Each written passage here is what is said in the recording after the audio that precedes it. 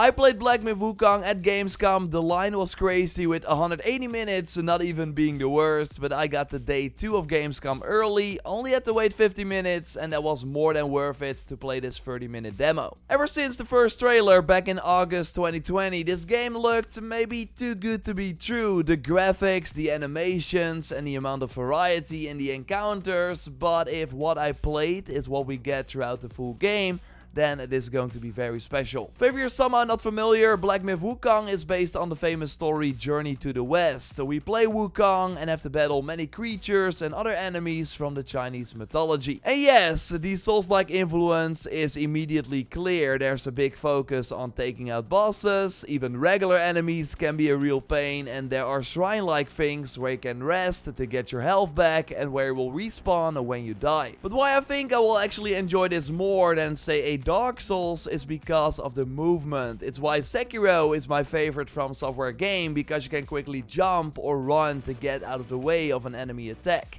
And Wukong is also super agile and feels very light to control. And while maybe not in size, you are often as powerful or sometimes stronger than the enemies you are fighting, and this thanks to the special abilities you can pull off. In the right corner of your screen you see the abilities that you've equipped, and by holding the trigger you can select and activate them, very similar to other action games, and immediately like Odyssey and Assassin's Creed Valhalla came to mind here as well. Like, I would argue that using your abilities right, as you will have to wait before you can use them again, is just as important as learning the regular light and heavy attack combos. The Gamescom demo had 4 separate levels. The first one had you battle a huge insect with a ton of tiny arms. Really impressed by the animations for this one. It would jump around, which you had to dodge, shoot acid that you wanted to stay away from. At one point, smaller insects would spawn that you then had to avoid. And near the end, it would go crazy and roll often, so you had to dodge out of the way, which felt really great to do. Luckily, I had some cool attacks as well. One of them would immobilize the insect for a few seconds, although a powerful combo could break it, so then you could use this to take a quick breath and do a ton of damage. I especially liked the stone skin ability though. If you would activate it right before the enemy was about to strike, it would interrupt their attack instead and create an opening for you. It's basically an easier to pull off parry, and during the second boss I really got it under control. It was very satisfying to have this be part of my combo, and the second boss is a really fast ape, so completely different from the big slower insect, and it just felt great to smack this ape thanks to the game's amazing melee impact. Perform a powerful combo and the ape would be thrown on the ground, had to recover, so playing aggressive was really the key here. This boss would do a jump attack, use their katana in combat, or to send out big projectiles, but again, if you made sure that he could not do any of his combos, you easily gained the upper hand, and I defeated him in my first try, so I was feeling pretty good. But that quickly changed against the third boss. We'll tell you why, show some awesome gear I found, some of the settings, and way more. Of course, if you like the video so far, then leaving a like would really help me out, and subscribe for way more videos on Myth Wukong. And I also started a giveaway for the game for when it launches. You can enter via the link in the pinned comment, and you have to be a subscriber if you want to participate. And also, if you have any questions about the game, drop them in the comments as well. So I used the amazing Red Tides ability against the third boss. This would turn me into a fire monkey with a completely new moveset and powerful flaming attacks like fast spins with my staff and a powerful dash attack. The effect lasts for 20 seconds, but you also get a separate health bar, which is great, but also if that is empty, you will lose the effect and go back to normal. So you really have to be smart about when to use it, as the cooldown does not reset upon death, which does happen for the other abilities. And that actually kinda sucks, because no red tides means your next run against the boss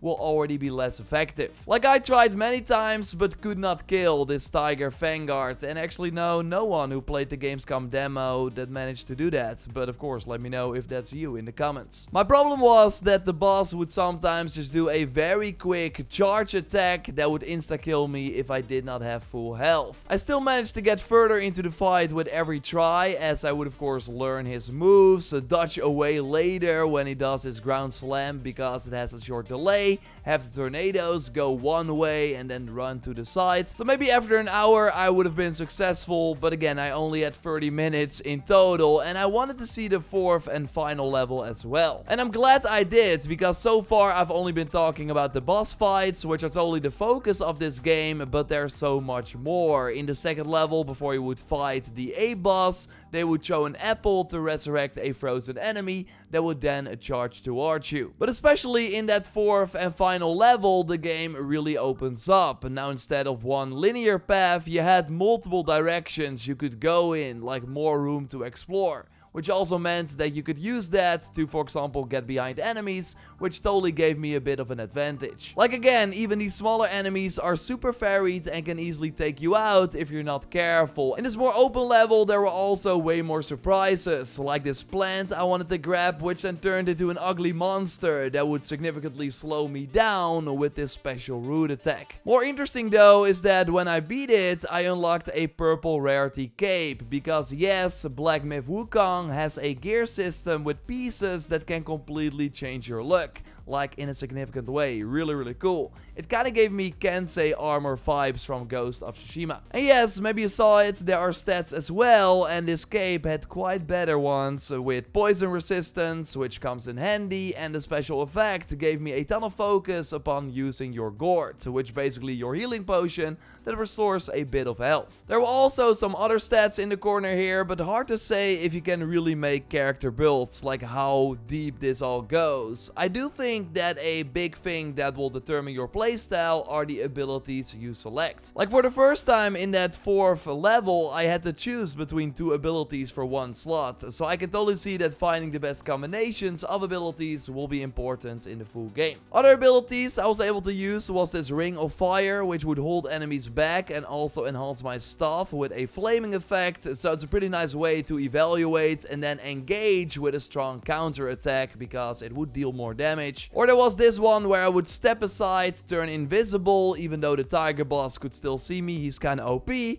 and then I gained some movement speed for a short duration and would then come out of the effect with a critical hit. Yes, Black Myth Wukong has damage numbers, but you can actually turn them off in the menu if you want, just like you can turn off the status information or manually close loading screens when it's ready. Horizon had this as well, and it's really great. You by the way see the control scheme right here, and I put my highlights from the 30-minute Gamescom demo on my 2nd channel for if you just want to see the raw gameplay. I put a link to that also in the pinned comment. So yeah, I really can't wait. The game is expected for summer 2024, so in like 12 months from now, and I love this part from their website about how it will be a one-time purchase. Maybe there will be DLC later or in-game purchases, but no pay to win. And then we invite everyone to take a screenshot of this answer to remind us if you ever feel we have strayed from it. Okay, well hereby it's now in this video. Again, if you have any more questions, drop them down in the comments. Subscribe, as we'll have way more videos on Wukong, of course. A like would really help me out.